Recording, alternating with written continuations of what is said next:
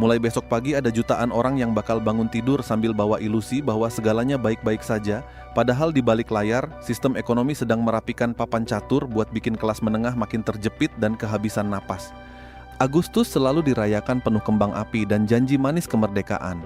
Tapi ironisnya, sebagian besar dari kita justru makin terjajah oleh inflasi sunyi yang menyedot daya beli sampai habis tak berbekas. Kalau lu cuma duduk manis, menunggu berita resmi di televisi mengumumkan krisis, saat itu juga lu sudah terlambat dan cuma bisa gigit jari di barisan belakang.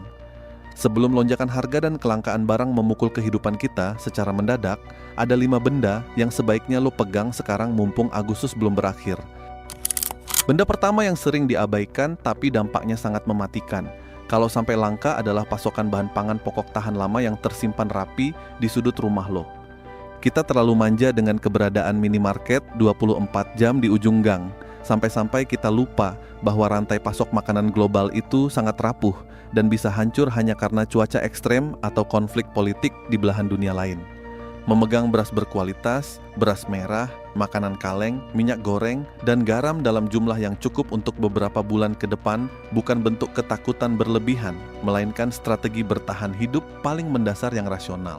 Waktu krisis pangan melanda atau harga beras melonjak tinggi secara mendadak seperti yang belakangan sering terjadi, orang yang punya tabungan bahan pokok di rumahnya tidak perlu panik ikut antrean panjang atau berantakan finansialnya hanya untuk makan sehari-hari. Pangan tahan lama adalah aset cair yang bisa langsung dirasakan manfaatnya tanpa perlu menunggu bursa saham buka atau nilai tukar mata uang stabil. Benda kedua yang nilainya sering dianggap sepele sampai akhirnya bencana datang melanda, yaitu persediaan obat-obatan esensial dan alat pertolongan pertama pada kecelakaan lengkap yang disesuaikan dengan kebutuhan keluarga lo. Di tengah kondisi cuaca yang makin tidak menentu dan ancaman krisis kesehatan yang bisa muncul kapan saja, memiliki kotak medis yang terisi penuh adalah garis pertahanan pertama yang tidak boleh ditawar-tawar. Lo bisa saja punya banyak uang di rekening, tapi kalau obat penurun panas dasar, antiseptik, perban, antibiotik resep, atau obat penyakit kronis, milik orang tua lo mendadak langka di apotek karena keterbatasan bahan baku impor, uang itu tidak akan ada artinya sama sekali. Kesehatan adalah fondasi dari segala hal, dan mempersiapkan obat-obatan esensial sebelum harganya melambung atau stoknya menghilang di pasaran adalah bentuk kasih sayang paling nyata buat orang-orang tercinta di rumah. Jangan sampai kita baru sadar betapa berharganya sebotol antiseptik atau obat flu dasar ketika kita harus berebut dengan ribuan orang lain di tengah situasi darurat. Lanjut ke benda ketiga yang wajib lo miliki dan olah mulai hari ini adalah alat pendukung energi mandiri serta perangkat komunikasi darurat yang tidak bergantung pada jaringan listrik utama. Kita hidup di dunia yang sangat bergantung pada colokan listrik dan pemancar sinyal, padahal dua hal itu adalah infrastruktur pertama yang paling rentan pada waktu terjadi krisis energi atau bencana alam. Benda sederhana seperti panel surya portabel, bank daya berkapasitas besar, lampu darurat bertenaga surya, hingga radio bertenaga baterai atau engkol manual bisa menjadi penyelamat nyawa yang sangat krusial. Ketika listrik padam total dan jaringan internet terputus, orang yang punya alat-alat ini tetap bisa mendapatkan informasi terbaru, menjaga komunikasi dengan keluarga, dan tidak kegelapan di dalam rumahnya sendiri. Ini bukan soal gaya-gayaan memakai teknologi canggih, melainkan soal memegang kendali atas energi dasar yang lo butuhkan untuk terus beroperasi sebagai manusia yang mandiri. Benda keempat yang harus ada di genggaman lo sekarang juga adalah logam mulia fisik, khususnya emas batangan berukuran kecil yang bisa lo pegang langsung di telapak tangan lo, bukan sekadar angka saldo di layar aplikasi seluler. Jangan pernah tertipu dengan kenyamanan serba digital, karena di saat jaringan mati atau sistem keuangan global mengalami kejutan mendadak, cuman emas fisik yang tidak membutuhkan listrik, sinyal internet, ataupun izin dari bank untuk membuktikan nilainya. Emas bukan alat untuk bikin lo mendadak jadi miliarder dalam semalam, melainkan pelampung penyelamat yang akan menjaga daya beli lo tetap utuh waktu mata uang kertas di seluruh dunia terdevaluasi secara sistematis.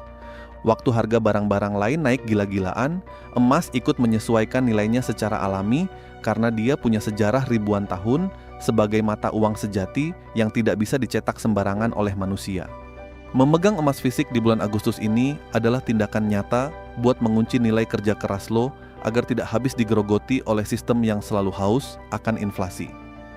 Benda kelima yang tidak kalah pentingnya, bahkan menjadi penentu apakah lo bisa bertahan dalam jangka panjang atau tidak, adalah buku panduan keterampilan fisik dan perangkat alat pertukangan dasar yang nyata. Di era digital yang membuat semua orang terbiasa tinggal klik di layar ponsel, keterampilan manual buat memperbaiki barang rusak, bertanam secara mandiri, atau mengolah air bersih makin tergerus dan dianggap kuno.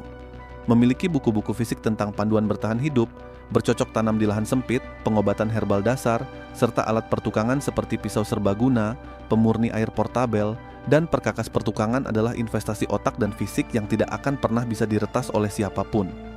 Waktu sistem modern gagal memberikan layanan instan yang biasa kita nikmati, orang yang memegang alat dan pengetahuan teknis inilah yang akan dicari dan mampu memimpin keluarganya melewati masa-masa sulit dengan kepala tegak.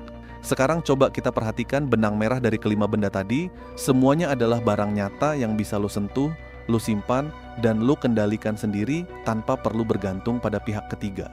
Sistem yang ada saat ini selalu mengarahkan kita untuk menjadi konsumen yang serba tergantung, serba menyewa, dan serba digital, supaya kita mudah dikontrol dan tidak punya daya tawar waktu aturan main mendadak diubah. Tapi dengan lo mengambil langkah nyata di sisa hari bulan Agustus ini buat mengamankan 5 benda tersebut, lo sebenarnya sedang membangun benteng pertahanan kecil yang kokoh buat diri lo dan keluarga lo sendiri. Ini bukan tentang bersikap skeptis tanpa alasan atau membenci kemajuan zaman, melainkan tentang sikap bijak dan realistis dalam membaca tanda-tanda perubahan zaman yang makin tidak menentu. Keberanian buat bertindak sebelum orang lain sadar adalah perbedaan utama antara mereka yang selamat dengan mereka yang cuman bisa menjadi korban dari keadaan. Pada akhirnya, persiapan terbaik bukan datang dari rasa takut yang melumpuhkan, melainkan dari kesadaran tenang bahwa mencegah selalu jauh lebih baik daripada mengobati.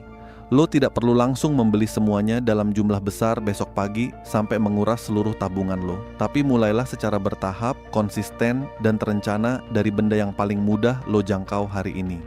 Anggap saja langkah yang lo ambil di akhir bulan Agustus ini sebagai bentuk hadiah terbaik buat diri lo di masa depan, sebuah investasi kedamaian pikiran yang tidak bisa dibeli dengan harga berapapun saat krisis benar-benar terjadi. Waktu orang lain sibuk panik dan kebingungan mencari arah saat situasi berubah memburuk, lo sudah bisa duduk dengan tenang karena tahu bahwa rumah lo sudah siap menghadapi gelombang apapun yang datang. Tetaplah berpikir kritis, tetap jaga logika lo agar tidak mudah terbawa arus, dan selalu percaya pada kemampuan diri sendiri buat melewati segala tantangan hidup. Kalau narasi reflektif ini memberikan sudut pandang baru dan bermanfaat buat lo, jangan ragu buat tekan tombol suka, bagikan video ini ke teman atau keluarga yang lo pedulikan, dan klik tombol berlangganan agar kita bisa terus diskusi dan saling menguatkan di video-video selanjutnya.